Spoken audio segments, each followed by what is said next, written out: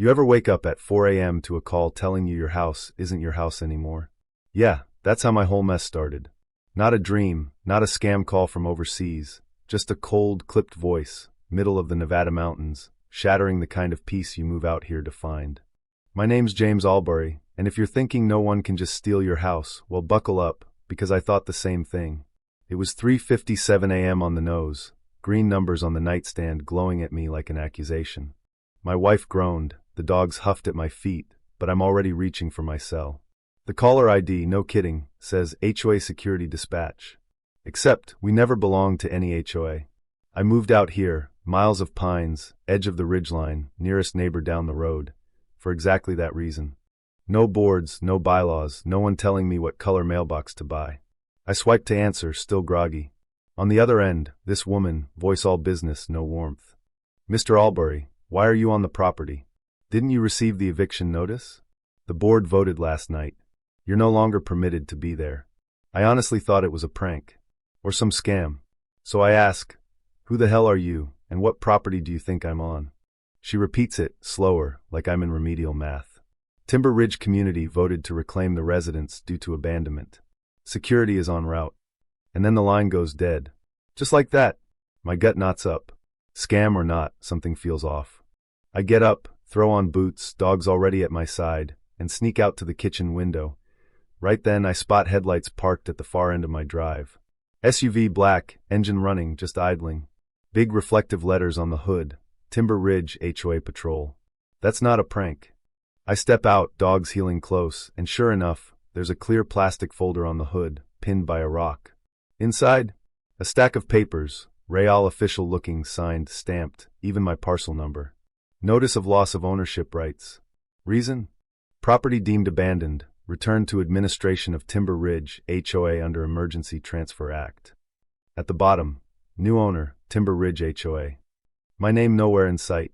Now, I'm not a violent man, but I almost threw that folder. Instead, I did what years as a crime scene investigator taught me, document everything. I snapped photos of the papers, the SUV, the plates, the men sitting inside, not even bothering to look away. I walked back to the porch, adrenaline running, and I launched my drone. Let it circle, catch the whole scene, infrared, time-stamped, all of it. Then I dial the sheriff's office, voice steady as I can muster, and explain that someone's outside my home with fake eviction papers at 4 a.m. 20 minutes later, the cavalry arrives. Red and blue flickers, county cruiser pulls up behind the SUV. I head down, phone recording. The deputy's face says it all. He's uncomfortable, looks between me, the patrol, the file. Mr. Albury, he starts. The system shows a notice of removal was filed on this property at the recommendation of Timber Ridge HOA. Owner's been absent over 30 days. I nearly laugh. I've been here every damn day. My wife and kid are asleep inside. Want proof? I've got cameras everywhere. You want last night's bread rising in the kitchen? He looks nervous. Off the record, I've seen this once before. HOA files paperwork, says a place is abandoned, tries to take it. It's ugly. You're gonna need to move fast. He hands back the file, tells me not to sign anything. I nod, dogs still growling at the patrol guys. And as I head back up the drive, I realize this isn't a joke. Someone decided, middle of the night, they could just erase us. No warning. Sun's barely up, and I haven't slept. The HOA patrol slinks off, but the message is clear. Prove you live here or lose it. I start gathering evidence, camera logs from every angle, videos of my daughter biking, wife doing recycling, me baking bread. I print out delivery logs, 41 packages in 30 days, my signature on every receipt. Hardware store runs, dog vet bill from last week, bank records, all time-stamped, geotagged. Halfway through, my phone buzzes, unknown number. It's the same deputy. Mr. Albury, your property's flagged as disputed occupancy in the county system. Someone filed a formal complaint through the HOA office, saying you were gone. No legal resident present. Complaint submitted 2 weeks ago. Automatically entered into the registry when no one contested it. Evidence includes photos, a notarized witness statement. From who? I ask. He can't say unless I file a counterclaim. You're not the only one this happened to, he adds. You'll have to go in person. So, I don't even wait for coffee. Leave a note for my wife, throw every file in a bag, and drive to the county land registrar's office. A squat, fluorescent-lit building that smells like burnt coffee and despair. The clerk pulls my records, frowns, and says, "Yep, I see it. Your property was reclaimed by Timber Ridge HOA, listed as abandoned." I nearly shout. "I was never in that HOA. I'm just reading the screen, sir," she says, almost kindly. Turns out, a supplemental expansion map was filed the day before, annexing my parcel into Timber Ridge. Now, according to the county, I'm within their jurisdiction. Just like that, I get sent to mapping. Guy there tells me they annexed 8 parcels into a future development buffer zone. Then used that to justify the emergency claim under their bylaws. Procedurally, it's creative. Problem is, the Emergency Transfer Act lets them seize abandoned properties if no one contests within the notice period. I stare, but I never got notice. He checks. It was mailed here. He rotates the screen. It's a P.O. box in a town I've never heard of. Someone faked my address, redirected my mail. This wasn't an accident. Walking to the truck, my brain's on fire. Who does this? Just then, a new email pops up. "I know what they did to you. Happened to me too. Call me." When I get home, the sun's down, stars are out, and my wife's already packing our important papers. I tell her how bad it is. They've actually filed papers saying we abandoned the place. The county recorded the HOA as the owner. She doesn't speak, just starts packing faster. I call the number from the email. An older guy, Peter, picks up. He lost his cabin the same way, left for the VA, came back, gone. Emergency Transfer Act. Fake notices. They sold my cabin before I could fight it. Be careful. They play dirty. My stomach drops. It's a pattern. I start a folder. Timber Ridge evidence. Every photo, email, receipt. I petition the county court for an emergency injunction. Halt any transfer, sale, or action on my property until the dispute's resolved. The next morning, silver pickup rolls in. 2 HOA compliance officers get out, navy jackets, clipboards, official as can be. "Mr. Albury, you are required to vacate within 72 hours. Failure will result in removal." I just laugh in their faces. "Get off my land," I say, holding up my phone, recording. "You're trespassing. This is no longer your property," the fat one frowns. "We're trying to resolve this amicably." "You're trying to steal my house in daylight," I snap. "Sheriff has my complaint, court has my petition. Every second you're here is more evidence for my lawyer." They drive off, muttering. Now it's war. I call an old reporter friend, Laura.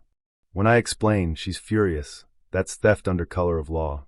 If the documents check out, I'll run it front page. I send her everything. She calls back in an hour. It's all real. They're using a loophole meant for emergencies. Want to go on record? Hell yes, I do. Sunlight's the only disinfectant. Later, I take the dogs on a perimeter check, making sure every camera's up. The woods feel like they're closing in. Paranoid, maybe, but I've seen crime scenes built on less evidence. I get a text from the deputy. HOA filed a notice you threaten their agents. They're setting up a paper trail. Document everything. I text back, always. Next morning, Laura's headline drops. HOA reclaims mountain homes without consent. Legal loophole or coordinated land grab. My inbox explodes. Neighbors, strangers, old colleagues, even people from other counties. Then one email grabs me, subject. "We need to talk." They did it to us too. Attached, a spreadsheet. 6 properties in Timber Ridge flagged abandoned in a year. For now, owned by the HOA. 2 already resold. I call the sender, Lisa. Her parents lost their lakeside place the same way. Come back, locks changed, strangers living there. They always go for folks who live part-time or keep to themselves, she tells me. They think no one will notice until it's too late. Her files prove it. Fake notices, digital headers, everything matches mine. My daughter, teenager, genius with computers, helps me dig into the metadata. Same document structure, same software, timestamps. Same IP, tied to the HOA president's house. Now this isn't just fraud. It's a racket. I bring in Leah Sorensen, an attorney who eats real estate crooks for breakfast. "We've got them cold," she says. "But they won't go quietly." Sure enough, the attacks start. Cease and desist letters for defamation. Anonymous tip to Child Protective Services. My daughter in tears after a visit at school. Cameras, records, and clean files end that fast, but it's ugly. Leah files for a full injunction, with all the digital proof. Laura runs another piece. Digital fingerprints tie HOA president to fraud scheme. Suddenly, more victims reach out. Elderly widow, evicted while in rehab. Photos show the same digital tampering, the same pattern, quiet owner, fake boundary map, fake mailing address, same forged forms. Leah's forensic analyst cracks the HOA's server logs, 8 property claims, all uploaded from Karen Westbrook's Wi-Fi. The president herself. One day I come home, and there's a Lexus SUV parked at my gate, real estate agent walking the lot. I'm here to assess the HOA's new holding, she says, smirking. I call the sheriff, show everything, documents, court filings, logs, the whole 9 yards. They escort her off. As the sun sets, I realize they were about to list my home while I still lived in it. Now, I'm not alone, for other families join a class action lawsuit. Timber Ridge HOA doesn't know it, but the next board meeting might just be with a grand jury. We file the lawsuit. Leah's team hires a handwriting analyst, finds 8 cut-and-paste digital signatures on affidavits. The HOA secretary, under deposition, admits she never attended the meeting that allegedly voted my house into the association. She's never seen half those statutes. Even the zoning maps are bogus. My hired surveyor finds my land is, and always was, a non-HOA enclave. All of it's included in the case file. Laura's stories go viral, get picked up nationally. The internet turns Karen into a meme. Advance to go collect other people's houses. But the turning point? A former board member comes forward, brings emails. Subject lines like, "We can get 3 more before anyone notices," and "Use new mailing address for Albury, I've set up the redirect." Game over. Leah amends the complaint to include RICO violations. This is now a criminal conspiracy. The HOA fights back dirty, vandalism, threats, drone buzzing the house at night. I shoot it out of the sky. HOA files harassment. Doesn't matter. The judge issues a warrant for a full forensic search of their offices. Deputies roll in, seize laptops, drives, wall safes. Karen's dragged out in a bathrobe, howling about private property. Not anymore. Forensic analysis proves it all. Dozens of forged documents, all created on Karen's home Wi-Fi, IP logs, digital fingerprints. The DA files 9 counts of wire fraud, 4 counts of document forgery, 2 of conspiracy, 1 of racketeering. Karen is arrested at dawn in cuffs. Timber Ridge residents revolt, dissolve the board, court appoints a conservator. But threats linger. Someone keys my wife's car, dumps a dead coyote at the drive, leaves a photo of our house marked "Stay Gone." We don't scare easy. I double the lights, put up steel gates, back it up with solar. And then Leah calls. "You're gonna want to sit down." The DOJ is stepping in. This is now a federal case. RICO. The country's watching. Trial is set. Karen pleads not guilty, but her board cracks, treasurer flips, hands over cash kickbacks, fake IDs, burner phones, all of it. The court restores my property. Judge slams her gavel. No HOA, no board, no authority. Permanent. Congratulations, Mr. Albury. You're free. Karen gets 12 years. The others get 6, 7, 9. The judge says, "You weaponized bureaucracy for personal gain. This court isn't interested in your excuses, only justice." Restitution, too, over $320,000 from seized assets, fake properties, even her crypto wallet. I build a little guest house out back. Start consulting for folks fighting HOAs. People fly in from states away, asking how to win. I always tell them, airtight paper trail, mount your cameras, and never underestimate how far a narcissist will go, or how fast they fold when exposed. There's a new plaque on my gate, heavy steel, solar lock. Private property. Not subject to HOA. Try me. Sometimes I sit on the porch with Leah, watch the sun go down, dogs barking at nothing, and think about that call at 3:57 a.m. They tried to erase us, but they picked the wrong man. Now the whole country knows it. So what do you think? Was that justice, or just luck and stubbornness? Ever dealt with an HOA that went too far? Where do you draw the line? Drop your thoughts, your own stories, your idea of what real justice looks like, because you never know when the next emergency will land on your own front door.